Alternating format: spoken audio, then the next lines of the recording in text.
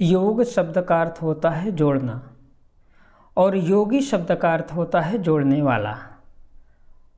तो ये जो अपने श्री योगी जी महाराज हैं, ये जोड़ने वाले हैं किन चीज़ों को भाई? अच्छाइयों को। संत क्या करता है? आपका राजा इस समय संत है भाई, उत्तर प्रदेश में जो राजा है वो संत है, योगी जी महाराज हैं।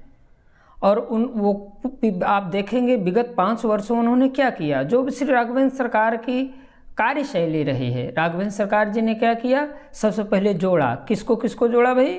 बोले श्री दशरथ जी महाराज को जनक जी से जोड़ा, श्री वशिष्ठ जी महाराज को विश्वामित्र जी महाराज से जोड़ा। भाई आप देखें, श्री रामचरितमानस में श्रवण किया है, आपने पढ़ा है कि भगवान श्री राघवेंद्र सरकार को प्राप्त करने के लिए विश्वामित्र जी महाराज जाकर के श्री दशरथ जी महाराज के यहाँ याचक बन करके जाते हैं और वशिष्ठ जी महाराज से वहीं पर उनकी मैत्री हो जाती है। और भगवान श्री राघवेंद्र सरकार के जनकपुर पहुँच जाने के पश्चात धनुर्भंग के बाद श्री दशरथ जी महाराज, जो आज तक के पौराणिक इतिहास में कहीं भी श्री राम विवाह के पहले कभी भी दशरथ जी महाराज जनकपुर में कभी गए नहीं थे। और महाराज को तो छोड़िए भाई, वहाँ के सैनिक, वहाँ के नागरिक भी एक दूसरे के यहाँ नहीं आते जाते थे। और तो श्री राम जी के विवाह के कारण क्या हुआ? श्री दशरथ जी महाराज, जनक जी महाराज इकट्ठा हो गए। तो ये जो योग है ये अच्छाइयों का होना चाहिए। तो जो अच्छाइयों का योग करे वो योगी है। जो अच्छाइयों को जोड़े, एक दूसरे से अच्छाइयों को इकट्ठा करे, वो है योगी है। और इतना ही नहीं भाई, दशरथ जी महाराज, जनक जी महाराज इकट्ठा हो गए, जुड़ गए एक दूसरे से। विश्वामित्र जी महाराज, वशिष्ठ जी महाराज इकट्ठा हो गए, जुड़ गए एक दूसरे से।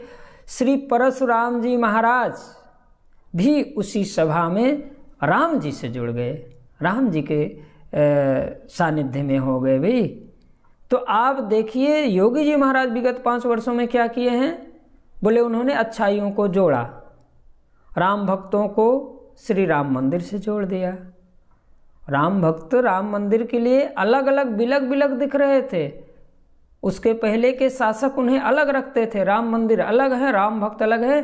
लेकिन श्री योगी जी महाराज ने दोनों को इकट्ठा कर दिया। इसी प्रकार से योगी जी महाराज को अगर मौका मिलता है तो महाराज श्री पूर्ण विश्वास है भक्तों को कि भगवान कृष्ण से भी कृष्ण भक्त और राम भक्तों को जोड़ देंगे।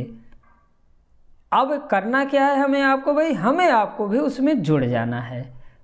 योगी जी महाराज सबको मौका दे रहे हैं। जितने अच्छे लोग हैं वो योगी के साथ हैं और उनसे जुड़ जाएं तो फिर अच्छाइयाँ जब इकट्ठी होती हैं तो उसका परिणाम क्या निकलता है?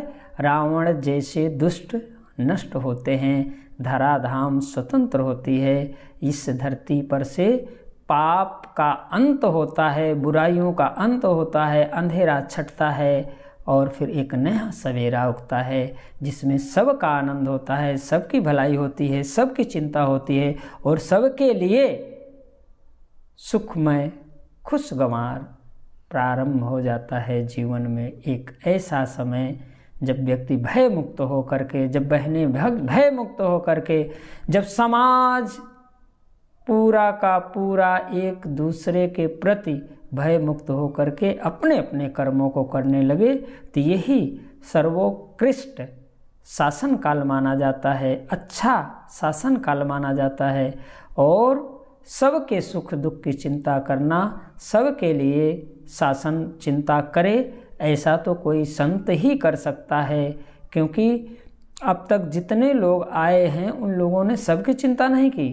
कोई अपने बिरादरी की चिंता करता है, कोई अपने धर्म की चिंता करता है, कोई अपने उन कार्यकर्ताओं को, उन व्यवस्थापकों की चिंता में, अपने परिवार की चिंता में डूबा रहता है। किंतु योगी और संत को तो सबकी चिंता होती है। इसलिए यदि आपको सुखमय भविष्य लेना है, अपने बालकों के लिए, अपने आने वाली पीढ़ी को भ्रष्टाचार मुक्त रखना है, भय मुक्त रखना है, बहनों को पूर्ण सम्मान दिलाना है, तो योगी जी को फिर से लाना है।